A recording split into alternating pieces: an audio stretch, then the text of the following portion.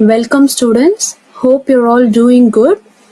So before we move on to today's class, let us just do a recap of what we learned in the previous class.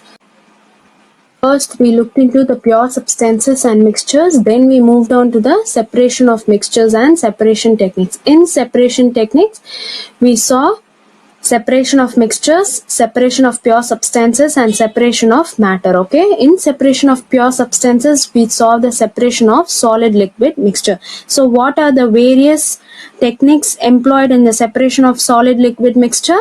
Yes, it is filtration, churning, sedimentation, and decantation. And what are the various techniques employed in the separation of solids? Yes, it is sieving, threshing, winnowing, and picking, and magnetic separation. At last, we saw the food adulteration. Okay. In today's class, we'll be learning about introduction to plants, the plant forms and its functions, the root system. In root system, you'll be learning about the two types, taproot system and the fibrous root system. And next, we'll be moving on to the shoot system. In shoot system, you'll be learning about the stem. And at last, you'll be learning about the structure of leaf. Okay. First, we'll look into the introduction. So biology is a natural science concerned with the study of life and living organisms, including their structure and functions. So what is the definition of biology? It is a science that is concerned with the study of life and living organisms. Okay, it also includes their structure and functions. And the living world comprises of plants and animals. Okay, plants can prepare food by itself, it can grow in size, and also it can reproduce. Various parts of the plants are used as food, medicine, wood, and shelter. Okay. So what does the living world comprises of? It comprises of plants and animals. Okay. The plants can prepare their food, it can grow in size and reproduce. Okay. Now we'll be learning about the plant forms and functions.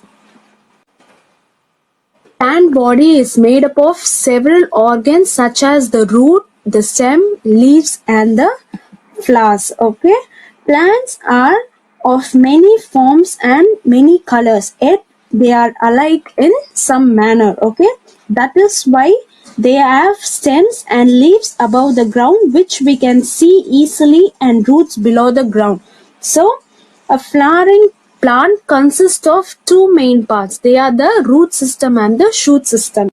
As shown in the picture, a flowering plant consists of the root system and the shoot system. Okay. Now we'll be learning in depth about the root system and shoot system. Okay. First we'll move on to the root system. So in root system, you'll be learning about the root. So the underground part of the main axis of a plant is known as root. Okay. So could you see that this is the under part? Okay, underground part, and the underground part of the plant is known as the root. Okay, it generally lies below the surface of the soil. A root has nodes and internodes. It also has a root cap at the tip. So what is a root? It is generally the underground part of the main axis of a plant. Okay, it generally lies below the surface of the soil. A tuft of root hairs is found just above the root tip. Okay, so what does tuft mean? Tuft means a bunch or a collection of root hairs. Okay, it is held or growing together at the base. So a collection of root hairs growing together at the base is found just above the root tip. Okay, could you see the root hairs from the GIF here? So the roots are positively geotropic in nature. Okay, so what is geotropic? Geotropic means the growth of the parts of a plant in response to the force of gravity. Okay, the upward growth of a plant shoots is an instance of negative geotrophism, and the downward growth of the roots is called as positive geotrophism. Could you understand the difference between the positive geotrophism and negative geotrophism, students? So, the upward growth of a plant is negative geotrophism and the downward growth of roots is called as positive geotrophism. Okay, so the plant root system is classified into two types, the taproot system and the fibrous root system. Now you will be learning about the taproot system. Okay, so it consists of a single root, okay, is called as taproot, which grows straight down into the ground. So what is taproot system? Taproot system consists of only a single root and it grows straight down into the ground. Okay, the smaller roots are called the lateral roots and it arises from the taproot and they are seen in dicotyledonous plants. So for example, bean, mango, neem. Okay, so what is taproot system? It consists of only a single root. It grows straight down into the ground. Okay, the smaller roots are called the lateral roots, okay, and they are seen in dicotyledonous plants. This is the picture of taproot system. Okay, you could see that it contains only one roots and the roots are growing straight down into the ground. Okay, now we'll be moving to the fibrous root system. The fibrous root system consists of a cluster of roots arising from the base of the stem. Okay, they are thin and uniform in size.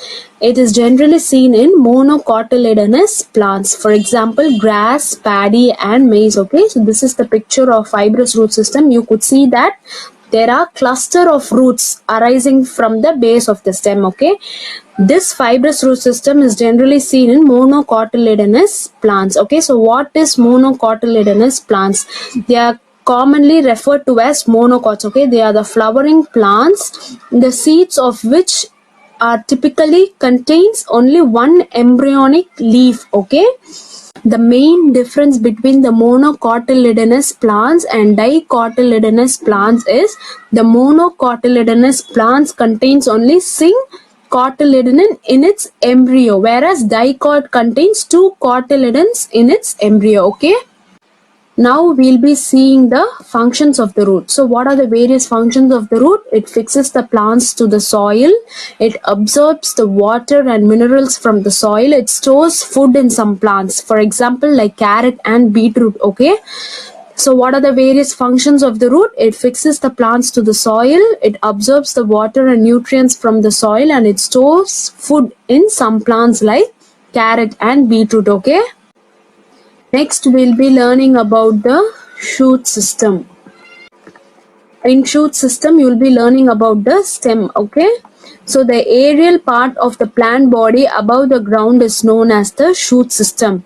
Okay, so the main axis of the shoot system is called the stem, and the shoot system consists of the stem, leaves, flowers, and fruits. Okay, so what is the shoot system? The aerial part of the plant body above the ground is called a shoot system. Okay, the main axis, okay, that is the middle part. Okay, the middle part of the shoot system is called as the stem. Okay, so the shoot system consists of the stem, leaves, flowers, and fruits. Okay, so from the picture you could see that the middle part is called as stem. Okay, the stem grows above the soil and it grows towards the sunlight, and it has nodes and internodes. From the picture you could see that there is a node growing from the stem. Okay, so that part is called as nodes, and the part which has grown bigger, okay, that is called as internodes. So the nodes are the parts of a stem where leaf arises. The part of the stem between two successive nodes are called as internodes. Okay, so generally the stem has nodes and internodes. Okay, so what are nodes? They are the parts of the stem where leaf arises. So the part of the stem between two successive nodes is called as internodes. From the picture you could see that the nodes arise from the stem, right? So from the nodes the leaf grows. Okay, so the part of the stem between two successive nodes, that is between two nodes, internode develops. Got it, students? So the bud at the tip of the stem is called as apical or terminal bud, and the buds at the axils of the leaves are called as axillary buds. Okay, from the picture, a small bud is growing at the tip of the stem, so that bud is called as the terminal bud, and the buds of at the axils of the leaves are called as axillary buds. Okay, got it, students? Now we will be learning about the functions of the stem. So what are the various functions of the stem? The stem supports the branches, leaves, flowers and fruits. Okay, it transports water and minerals from the roots to upper aerial plant parts. So what are the functions of the stem? It supports the branches, leaves, flowers and fruits, and the second one is it transports water and minerals from roots to the upper aerial plant parts. And the third one is the stems transports the prepared food from leaves to other parts through stem. Okay, and the fourth one is it stores food, as in the case of sugarcane. So it's very simple, students. The four main functions of the stem are: it supports the branches, leaves, flowers and fruits, it transports the water and minerals, it transports the prepared food, and it stores food. Okay, now we'll be learning about the structure of leaf. You all would have seen the structure of a leaf. Okay, so a leaf is green in color. It is very flat, expanded structure found on the stem at the node. Okay, so a leaf has a stalk called the petiole. Okay, and the flat portion of the leaf is called the leaf lamina or the leaf blade, and on the lamina there is a main vein called the midrib, and the other veins are branched out from the midrib.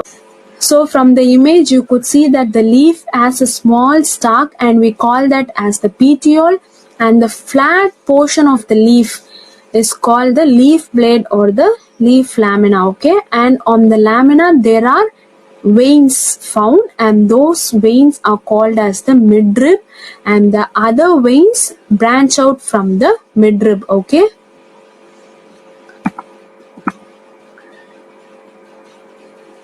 the portion of the leaf connected in the nodal region of the stem is called the leaf base, and the leaves of some plants possess a pair of lateral outgrowth on the base on either side of axillary bud. Okay, so these are called as stipules.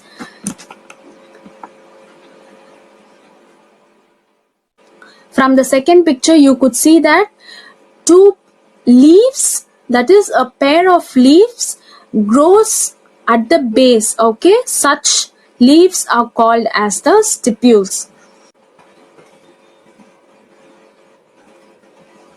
And the green color of the leaf is due to the presence of a green colored pigment called the chlorophyll. On the lower side of the leaf, there are tiny pores or openings called as stomata. Okay, so what is chlorophyll? The green color of the leaf is due to the presence of green color pigment, and that green color pigment we call it as chlorophyll. And what is stomata? And the lower side of the leaf, there are small tiny pores or openings, and that tiny pores or openings we call it as stomata. And now we'll be learning about the functions of leaf. Okay, so the green leaves prepares food by the process of photosynthesis, helps in respiration, carries out transpiration. So what are the three basic functions of the leaf? It prepares food with the help of photosynthesis, that is, it prepares food by the process of photosynthesis, it helps in respiration, and it carries out transpiration. What is respiration? The respiration uses glucose and oxygen to produce carbon dioxide and water, whereas photosynthesis involves the use of energy from sunlight, water and carbon dioxide to produce glucose and oxygen. Okay, and what is transpiration? Transpiration is the process of water movement through a plant, and its evaporation from aerial parts such as leaves, stems and flowers. Okay, so what are the aerial parts of a plant? They are the leaves, stems and the flowers. Okay, so transpiration is the process of water movement through a plant and its evaporation from the aerial parts. Got it, students? So that's it for today's class, students. Now I'll just do a recap of what we learned in today's class. Okay, so first we looked into what is biology. Okay, so biology is a natural science which involves in the study of life and living organisms. Okay, it also includes their structure and functions, and we saw that the living world comprises of plants and animals. Okay, next we moved on to the plant forms and functions. So the plant body is made up of several organs such as the root, stem, leaves and the flowers. Okay, and the flowering plant consists of two main parts. They have the root system and the shoot system. Okay, next we moved on to the root system. So in root system we saw about the root. So the underground part of the main axis of a plant is called as roots, and it generally lies below the surface of the soil. And we saw that the roots has no nodes and internodes. It has a root cap at the tip. Okay, and next we saw that a tuft of root hairs is generally found above the root tip, and roots are positively geotropic in nature. Okay, and we saw that the root system is classified into two types.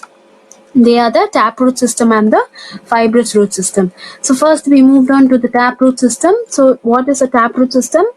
A root system which consists of a single root is called as a taproot system. Okay, it grows down to the ground, and the smaller roots called the lateral roots arise from the taproot system. Okay, and they are mostly seen in dicotyledonous plants, and we saw the examples. Next we moved on to the fibrous root system. So what are fibrous root system? The root system which contains clusters of roots arising from the base of the stem are called as fibrous root system. They are generally thin and uniform in size. They are mostly found in monocotyledonous plants. Okay, we saw the examples of fibrous root system.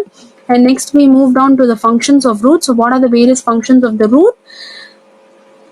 It fixes the plants to the soil. It absorbs water and minerals from the soil. It stores food in some plants. Okay, and next we moved on to the shoot system. So in shoot system we saw about the stem. So what is the shoot system? The aerial part of the plant body above the ground is called as shoot system. Okay, the main axis of the shoot system is called as the stem. So the shoot system consists of the stem, leaves, flowers and the fruits. Okay, and generally the stem grows above the soil and it grows towards the sunlight. The stem has nodes and internodes. So what are nodes?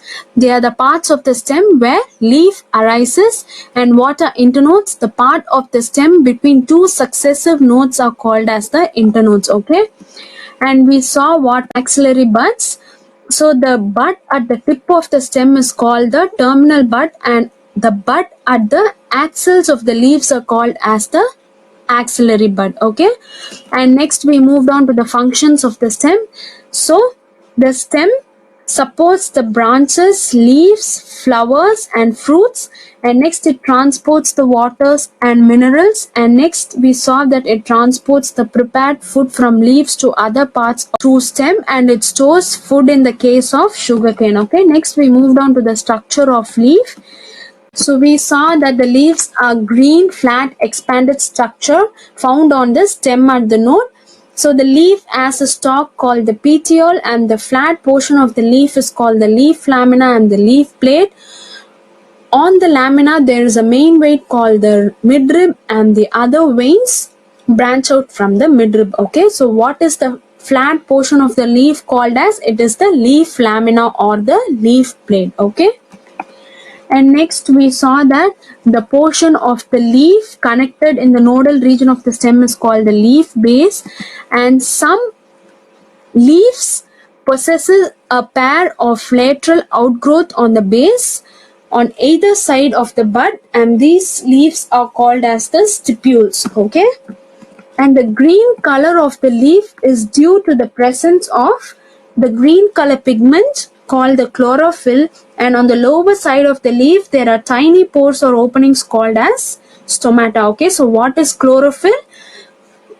A green color pigment found on the leaf, okay, is called as chlorophyll, and stomata is the tiny pores or the openings found on the lower side of the leaf are called as stomata. Okay, and next we saw the various functions of the leaves. So the green leaves prepares food by the process of photosynthesis. It helps in respiration and it carries out transpiration. So that's it, students. I have attached the assignments. Kindly write it in your rough notebook. Okay. Thank you, students.